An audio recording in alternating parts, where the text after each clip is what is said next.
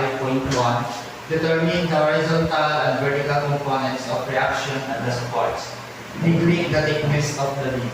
So now, first, we identify the forces of F1. So,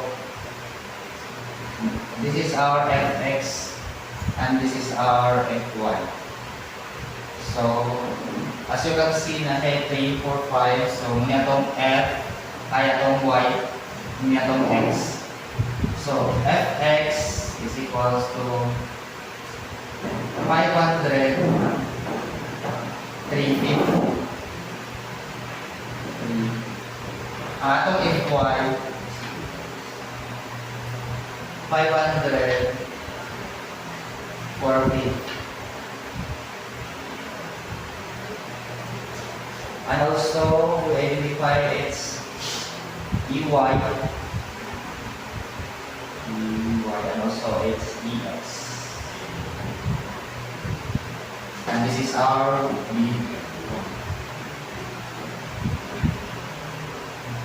So now we can solve the MO.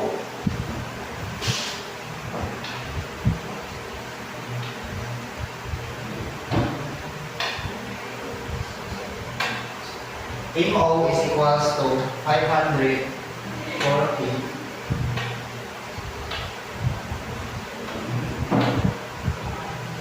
and also times to its distance.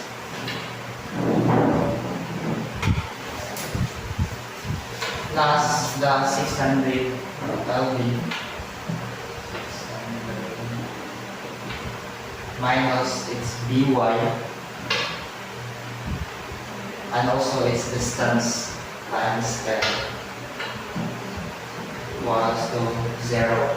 So now first we calculate this line up. So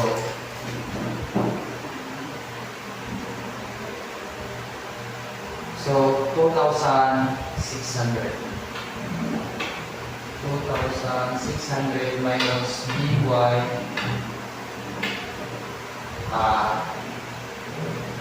times 10. So our BY is about, so the result of our BY is 260 LV. So now we can proceed to our Fy. Summation of Fy equals to 0. If Y is 500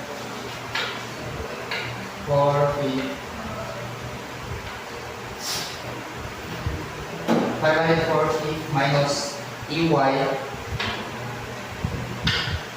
and also minus the BY, so BY is 260 LV, so minus 260 LV equals 0.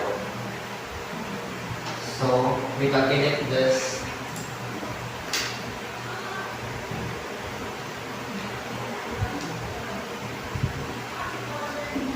So equals 400 minus EY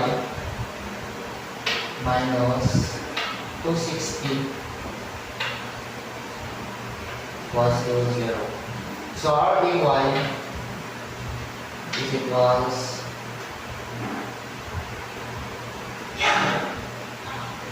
140 LV. So now we can proceed to our summation of Fx.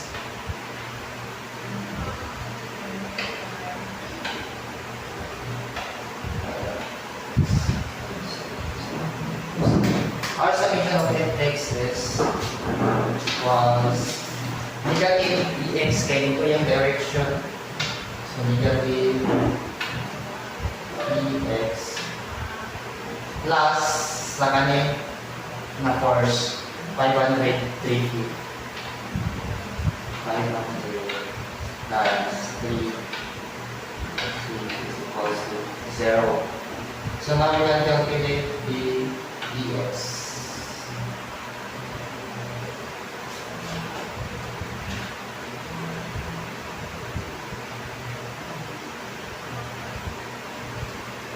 So, the result is 300 LB.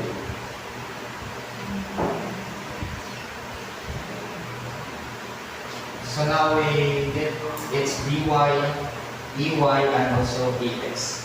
That's our thinking. Today we will solve a problem. Determine the horizontal and vertical components of reaction at the pin A, so here, and the reaction of the beam at C, here.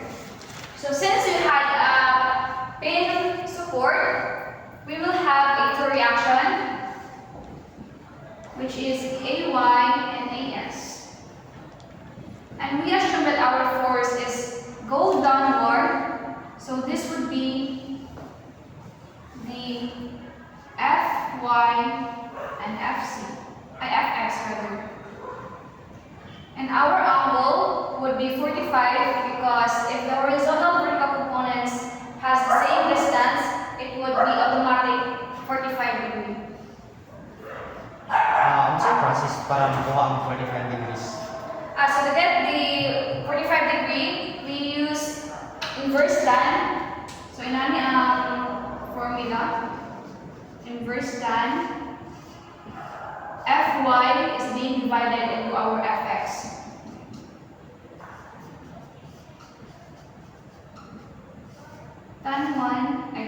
Inverse tan. So atong Fy, ang atong distance is 1.5. Okay, Fy nato dire, Fy po nato dire. So 1.5. And then our f of x is 1.5 also.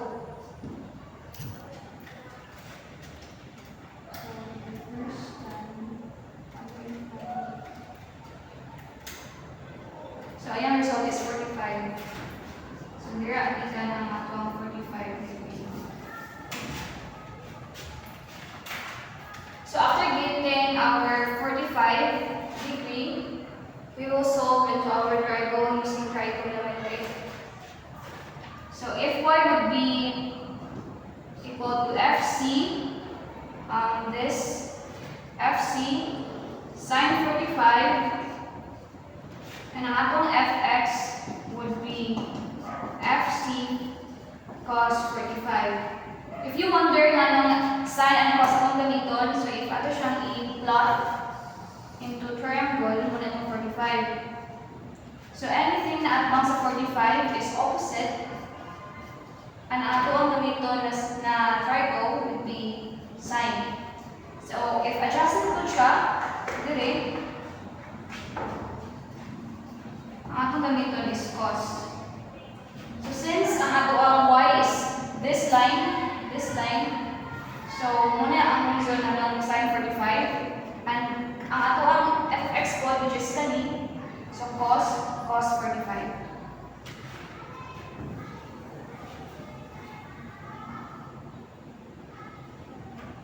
Proceed ta sa pagkuha sa moment. Moment of MA is equal to 0. So from here, Fc, go down siya. So Fc would be F sine 45.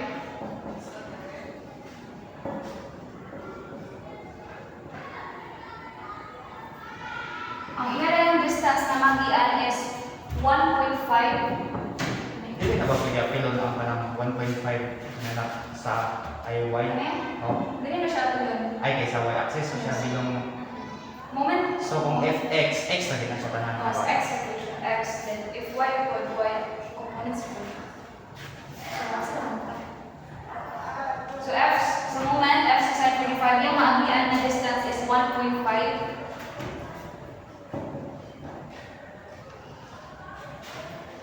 Minus ang force, which is 4.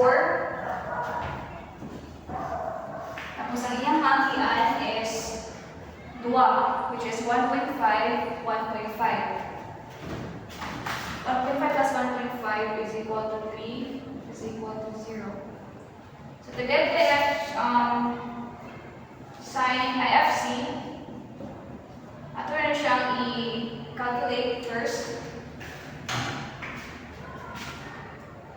Sine 1.5 times 1.5 minus 1.5.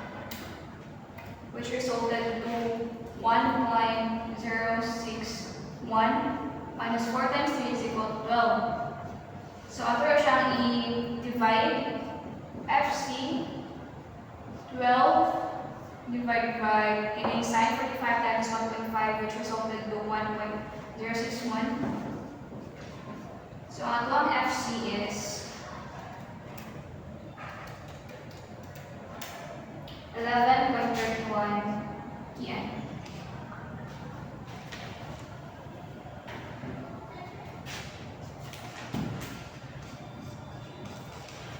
So this answer is the reaction at beam C. So proceed ka sa reaction at point A, which is na ay AY and EX. So first is sa EX. So hindi siya AX. Positive EX.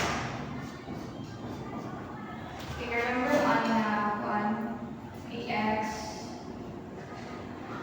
AY.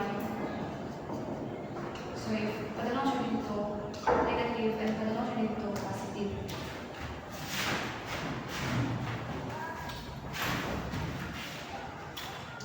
AX plus FX, which is FX na to kani. Di ba EX? FX na din ang mga ano tayo. So ang value sa itong fx is cos 45. fc cos 45 is equal to 0.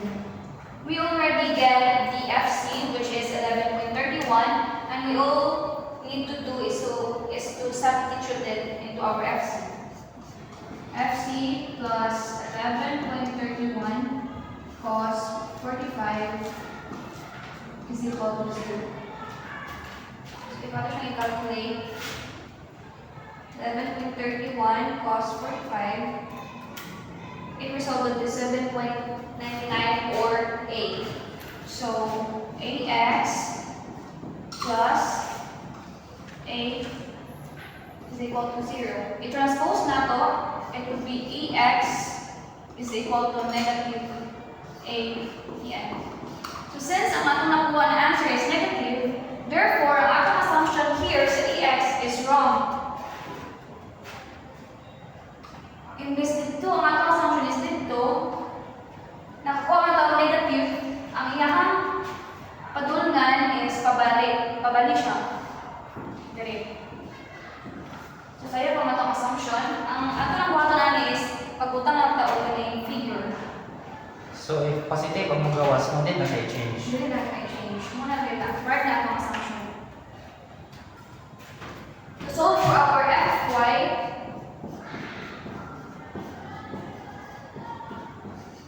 so kani, fy na to, ay plus, ang value sa atong y, which is f, c, sine 45. So, more balik, napa, i-add na to ato ang 4 na force. 4 is equal to 0. So, AY plus FC, which is 11.31,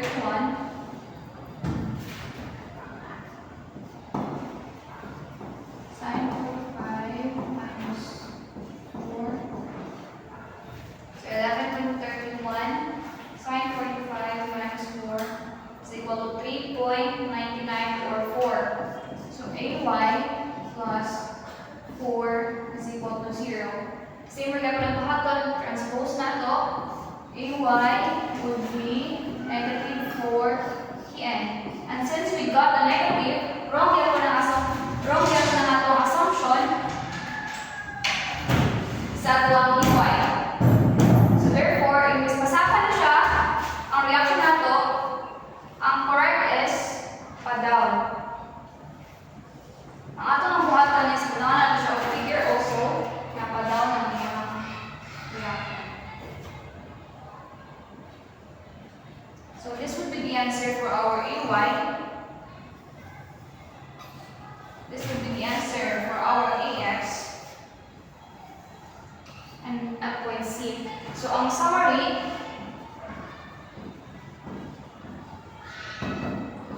AX is equal equal to negative 8 Tn, which is ito ang iyahang reaction. Atong Ay is negative 4 Tn, which is pa-down ang iyang reaction. And for our